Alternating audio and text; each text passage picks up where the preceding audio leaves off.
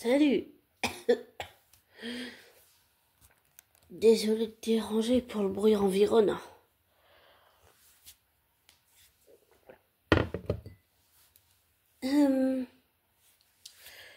Et pour cet audio à une heure pareille, j'avais envie de parler. En fait, j'ai regardé plusieurs documentaires sur la guerre. C'était lourd à regarder. Mais je t'expliquerai en fin d'audio pourquoi, plus tard. J'ai regardé sur la Deuxième Guerre mondiale et c'était lourd à regarder. Mais je l'ai fait parce que c'est nécessaire pour un projet que je suis qui est en cours. Et j'allais dire que je suis en train de faire, mais qui est en cours.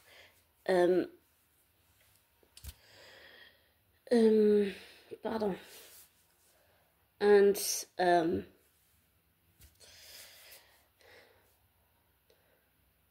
it's very difficult for me, sorry, to look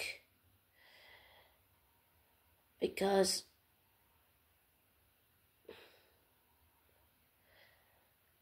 it's like I cannot breathe so really and really into me, like my heart is broken. Fait de voir tous ces gens morts, ça fait mal. Mais j'ai déjà, en vrai, avec mes parents adoptifs, j'ai beaucoup voyagé. J'ai vu à quoi ressemblait un camp de allemand d'Auschwitz. Et j'ai aussi vu beaucoup d'expositions. J'ai vu vraiment beaucoup de choses sur la Deuxième Guerre mondiale. Et j'ai découvert que le père de mon père, la mère de ma mère ont vécu la guerre. Et je ne sais pas comment mon père a retrouvé son père, mon grand-père, et comment ma mère a retrouvé son père, mon grand-père, c'est-à-dire dans le sens où, je veux dire, sur l'aspect psychologique, l'aspect émotionnel, c'est ça que je veux dire. Je ne sais pas comment ils les ont retrouvés sur cet aspect-là. Et le père de ma mère adoptive, donc mon grand-père adoptif, ma mère m'a expliqué un jour quand elle était plus jeune, il y avait une émission qui passait à la télé, je crois, sur les vétérans de guerre. Elle m'avait expliqué et elle lui a dit pourquoi tu passerais pas à la télé, tout, et il lui a dit qu'on savait jamais que les ennemis écoutaient, je sais plus comment il a dit ça. Et pour moi, ça montre le traumatisme que ça a été pour lui. En plus, le père de ma mère, donc mon grand-père, il a été torturé. Il n'a pas dit un mot. Désolé, je regarde juste un truc. Ah, t'es là. Il n'a pas dit un mot, il n'a pas dénoncé son complice. Il faisait des sabotages ou je sais plus quoi. Et je me retrouve beaucoup en ça avec J.K. Rowling qui a son grand-père, non, arrière-arrière-grand-père qui a vécu la guerre aussi et qui était un Français, le grand-père de la parenté de J.K. Rowling, il y avait une partie française, ce qui explique son lien avec la France. Et oui, je me retrouve en elle parce que je me rends compte que mes parents, d'une certaine façon, ils ont été traumatisés en portant le traumatisme de leur père à tous les deux, sans s'en rendre compte.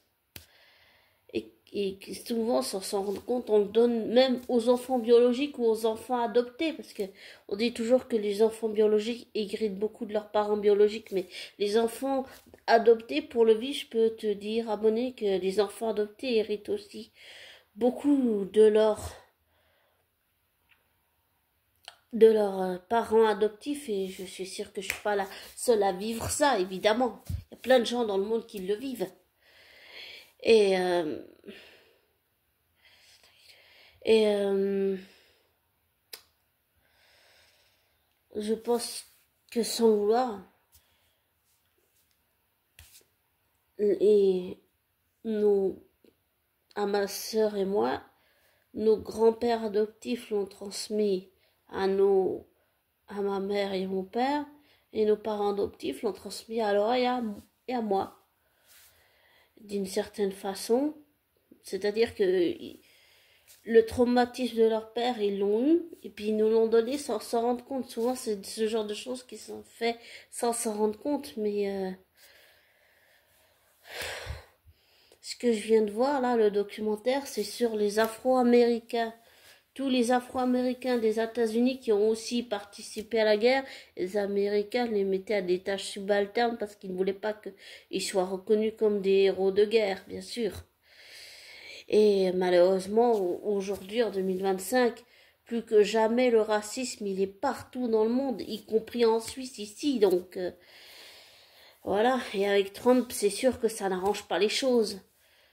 Je me rappellerai toujours, je ne sais plus en quelle année, où Trump avait été élu président, il y avait une femme noire qui était là pour, on va dire, en tant que citoyenne américaine pour le soutenir, et il lui a dit, qu'est-ce que vous faites là? Vous n'avez rien à faire là. Sortez d'ici. Je me rappellerai toujours, il avait dit un truc comme ça à la télé, je crois que ça avait été filmé.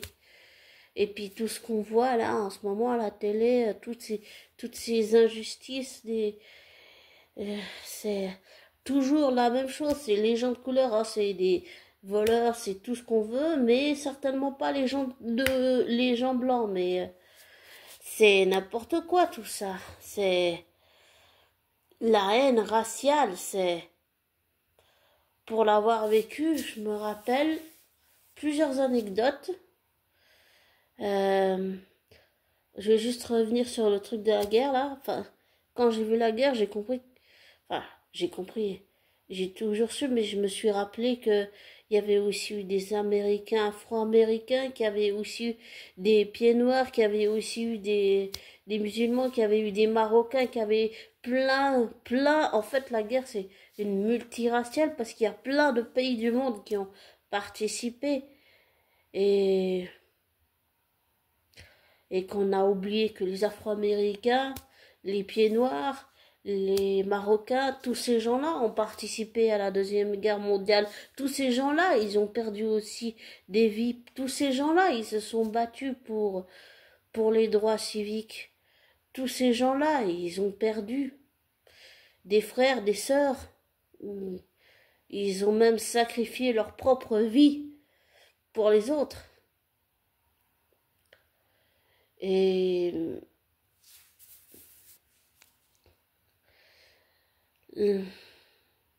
ça m'a rappelé que on vit dans un monde où c'est toujours pareil, malheureusement. C'est désolant. Et qu'il faut continuer de se battre contre ça. Je me rappelle, il y avait eu je sais plus qui c'est qui s'appelle, mais ça s'appelait quelque chose comme Rosa Parks, et on avait dit à Rosa Parks de se lever pour que la dame blanche puisse s'asseoir. Je crois que c'était dans un bus, je sais plus, dans les années de la ségrégation. Et elle avait refusé, et je crois qu'elle avait fini en prison ou un truc comme ça. Et je me rappelle Là, on va aller dans des anecdotes, mais je me rappelle euh, à l'école, ma mère, quand j'étais à l'école, je discutais, je pense, avec une camarade de classe ou comme ça. Et il y a une mère qui avait discuté, une mère d'une fille, qui avait discuté avec ma mère adoptive à moi. Et je crois qu'elle lui avait dit que sa fille était assise à côté d'une négresse en parlant de moi. Et voilà. Je ne le savais pas, c'est ma mère qui me l'a dit. Je l'ai appris il n'y a pas longtemps. Une autre anecdote, il parlait des étrangers en Suisse romande et c'était des journalistes qui avaient filmé ça. Et en fait, c'est des amis ou connaissances à mes parents qui ont dit vous êtes passé à la télé ou je sais pas quoi. Ma mère a regardé, ma mère adoptive a regardé, elle a vu qu'on passait à la télé et en fait, ils parlaient des étrangers et nous ont filmé ma mère adoptive, ma soeur et moi, chacune d'un côté, on lui tenait la main pour parler des étrangers. Et ma mère biologique, enfin ma mère adoptive, pardon, je suis désolée. Ma mère adoptive aurait pu les attaquer en justice. Bon, elle l'a jamais fait, mais elle aurait pu. Je pense même qu'elle aurait gagné le procès. Peut-être que je fantasme un peu, mais je pense sincèrement que ma mère adoptive aurait gagné le procès. Et, et désolé pour mon lapsus qui est révélateur, mais ma mère biologique, je sais pas si elle est vivante ou décédée, j'en sais rien du tout. J'en sais rien. L'adresse qu'on nous a donnée quand on a essayé de faire les recherches était fausse, donc j'en sais rien du tout. On part avec un dossier où il y a zéro adresse, il y a zéro appui pour faire entamer des recherches, mais c'est souvent très long, très compliqué, très difficile. Ça demande aussi des mois, même des années de recherche et je sais pas si j'aurai la patience de faire ça. Franchement, je sais pas. Je sais pas. Euh, voilà. Voilà que j'ai fini ce point. En fait, je voudrais continuer, mais aller dans une autre anecdote. J'étais la classe des personnages. J'étais en camp de vacances, je crois, avec la classe des personnages. Et on avait une stagiaire qui s'appelait Clémence. Et j'avais vu une dame, une vieille dame âgée, avec son joli chien.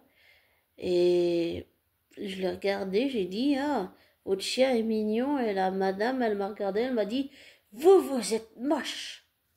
Et ça m'a... En général, ça reste dans la tête. Hein. Je me rappelle aussi d'une autre anecdote, c'était à Neuchâtel.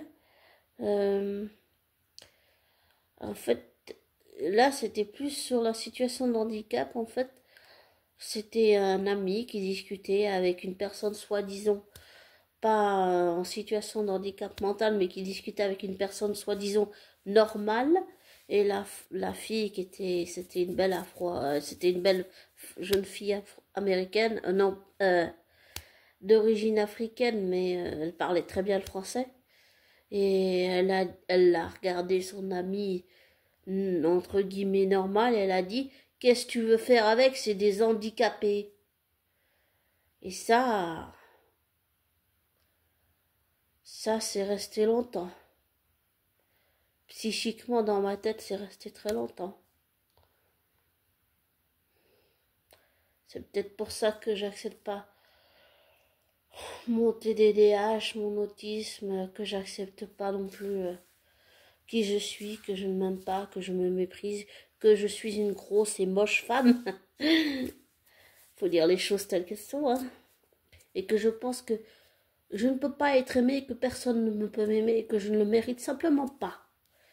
Je pense que ça traduit un peu l'esprit que j'ai, c'est que j'ai de la haine pour moi-même. Hein. Et que je vis dans quelque chose que j'ai toujours connu et que j'arrive toujours pas à briser ce cercle vicieux parce que je ne vis que dans ce que j'ai connu. Et c'est tout ce que je viens de dire, toutes ces anecdotes. Et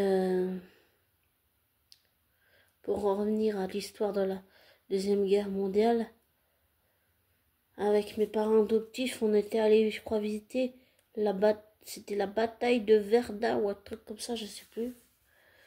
Il y avait une exposition où on était allés, ils avaient fait une reconstitution où on entendait les bruits, on entendait les explosions, on entendait les soldats qui criaient, comment ça se passait dans une journée entière.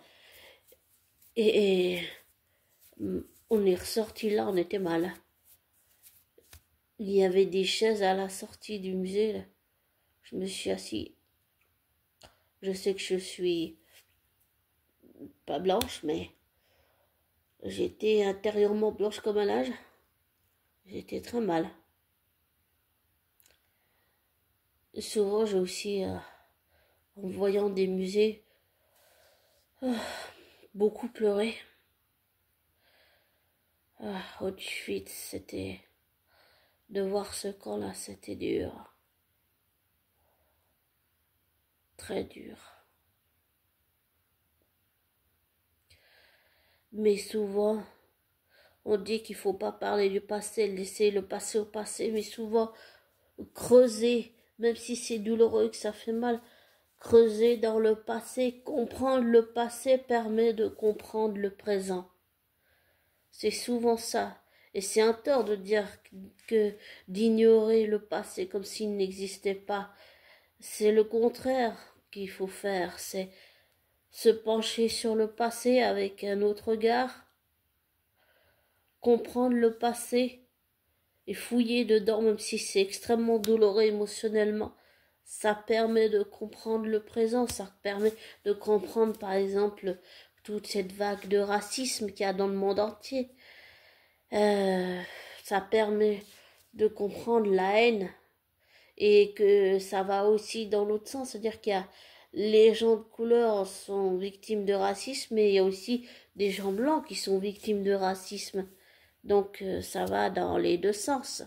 Voilà. Ça aussi c'est important de le souligner.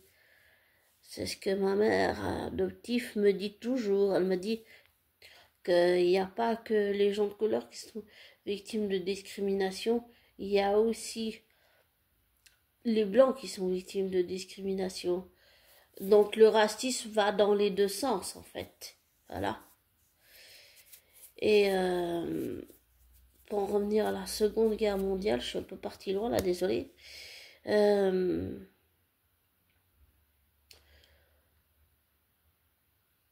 C'est vrai que c'est lourd, c'est lourd. Et j'ai réalisé que en voyant tous ces reportages et en renvoyant aussi, là euh, hmm, j'ai vu comment il s'appelle, un joueur qui s'appelle Colin Kaepernick, qui a sacrifié sa carrière de joueur pour dire que les choses n'allaient pas. Et contrairement à tout ce que certains disent en disant c'est un abruti, c'est ci, c'est ça, je pense que c'est courageux ce qu'il a fait.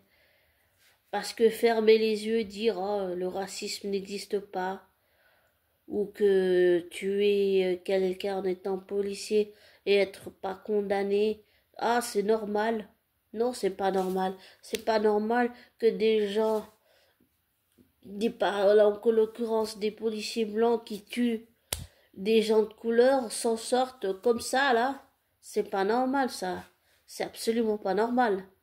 Et je pense que Colin Copernic a raison de protester contre ça. Et il a dit qu'il savait qu'il y avait des conséquences.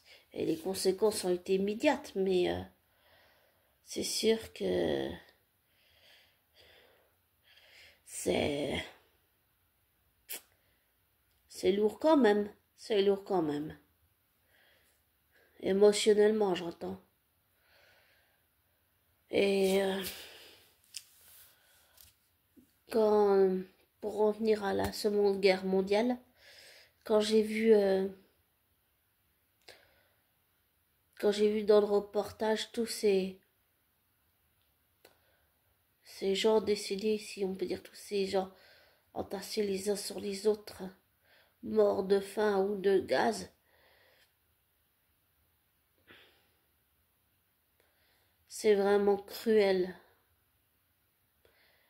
Et je pense que beaucoup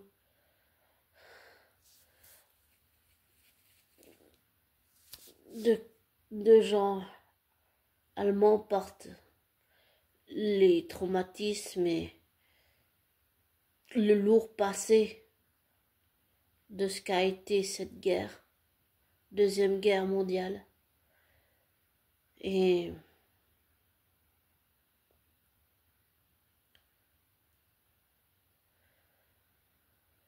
j'ai une connaissance un jour qui m'a dit, je pense,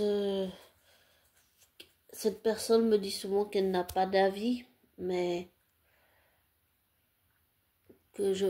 qu'elle pense comme moi, mais j'ai jamais su dans le fond ce que cette personne, cet ami, pense réellement, parce que je sais pas pourquoi elle dit pas son avis, mais j'aurais aimé avoir son avis, parce que oui, elle est d'origine allemande, mais j'ai conscience qu'il y a des qu'il y a comment dire ça, que ces personnes, par exemple mon amie qui est allemande, ou par exemple l'acteur Thorsten Kai qui est allemand et qui joue dans Amour, gloire et beauté le rôle de Rich Forrester depuis des années maintenant, et ben en fait j'ai conscience que lui ou cet ami, et y compris tous les citoyens allemands, ils portent un traumatisme, ils portent tout, si on peut dire, des choses de leurs ancêtres et de la Première Guerre et la Deuxième Guerre mondiale, et aussi d'aller dire même de la guerre froide, mais et de ce qui se passe en ce moment, et tout ce qui se passe en ce moment, et tout ce qu'il y a eu dans le passé. En fait, ce qu'il y a eu dans le passé explique tout ce qui se passe maintenant, dans le monde entier. La guerre, le racisme, la faim, les gens qui meurent, le fait que j'ai la chance d'avoir un toit, qu'il y a des enfants qui n'ont pas de toit, qui n'ont pas de maison, qui ne savent pas lire, qui ne savent pas écrire. Souvent, quand j'étais à l'école des personnages, j'essayais de dire autour de moi qu'ils devaient essayer de se rendre compte qu'ils avaient de la chance d'avoir un toit, d'avoir une vie, d'avoir... Mais, de toute façon, les gens autour de moi, aux personnages, ils s'en foutaient, ils en avaient rien à foutre. Et à mon ancien travail de boulangère aussi, ils en avaient rien à foutre. Tout ce qu'ils vous faisaient, c'était leur travail, et puis voilà. Mais je veux dire, ils se remettent pas en question en disant « Ah, j'ai la chance d'avoir un boulot, j'ai la chance d'avoir la rentaille, j'ai la chance d'avoir une maison, de savoir lire, de savoir écrire. J'ai la chance de faire des choses que des enfants d'autres pays ne peuvent pas faire. » Et je me suis jamais entendue avec les gens de mon âge au personnage. Donc voilà. Et de toute façon, être là-bas, c'est brisant, c'est cassant, c'est de la merde, c'est... Mentalement, je ne pouvais plus rester, alors je suis partie, voilà. Je suis à La Haye depuis enfant, donc voilà. Mais voilà ce qui se passe. Et voilà le monde dans lequel on vit, malheureusement. Mais ça n'excuse pas tous ces milliers de morts, que ce soit du côté allemand ou du côté de tous les pays du monde. Et j'ai aussi appris que... Je vais finir sur une anecdote, enfin pas totalement, mais un peu. J'ai appris que le papa de mon papa, en fait, il y a une blonde qui a explosé, il a été enseveli sous les décombres. J'imagine pas, mais j'essaye d'imaginer quand même les séquelles que ça a dû lui laisser. Et j'ose pas en parler avec mes parents, mais je me demande qu'est-ce que ça a été les séquelles, comment ils ont retrouvé mon père et ma mère adoptifs, comment ils ont retrouvé leurs pères respectifs, et qu'est-ce que ça a été les conséquences, les séquelles de cette deuxième guerre mondiale. C'est quelque chose que je veux vraiment savoir. C'est important pour partager la mémoire, pour ne pas oublier tous ces gens qui se sont sacrifiés, qui ont pris des balles, qui ont mené le combat, qui ont vraiment sacrifié leur vie. Et là, je parle pas que des Américains, des Italiens, des Américains, des Canadiens, des Français, je parle aussi des Pieds Noirs, je parle aussi des Afro-Américains, je parle aussi des Marocains, parce qu'il y a aussi apparemment eu des Marocains qui ont aussi participé à la guerre. Enfin, je pense que tous méritent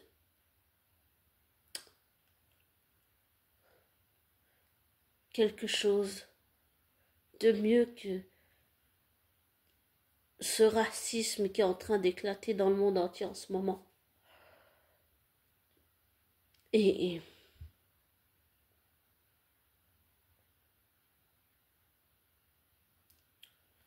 je me demande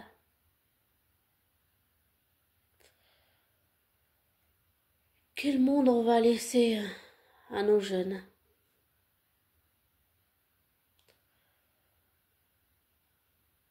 Quel monde on va laisser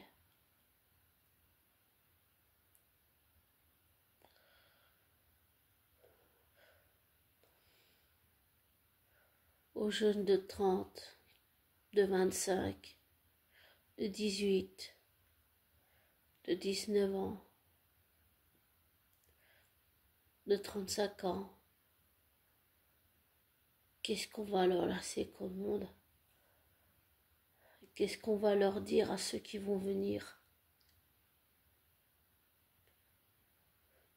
Qu'est-ce qu'on a fait pour leur vie? À part tout gâcher. Tout ça, c'est des questions que je me pose, oui. Désolée, j'étais un peu philosophique.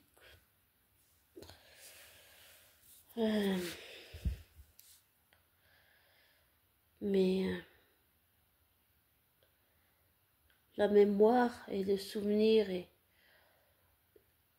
tout ce qu'on trouve sur la Seconde Guerre et la Deuxième Guerre mondiale permet de comprendre le présent et de ne pas oublier.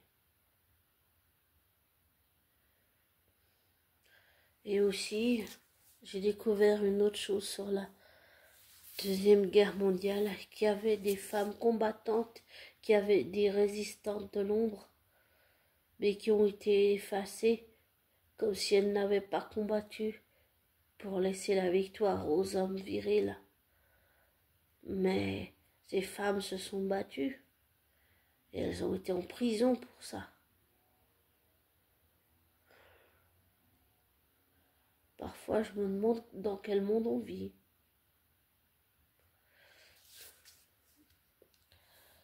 Je sais pas. Franchement, j'en sais rien. J'en sais rien du tout. Je ne sais pas. Je sais pas. J'ai pas de réponse à te donner, abonné. Je suis désolée. Seulement que c'était peut-être un audio un peu,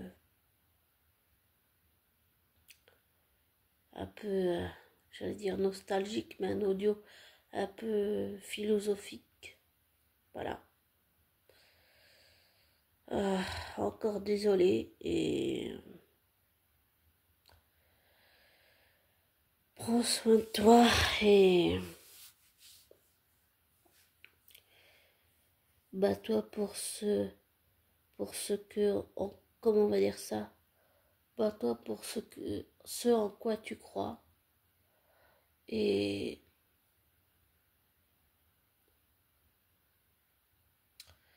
je te souhaite le meilleur et prends soin de toi.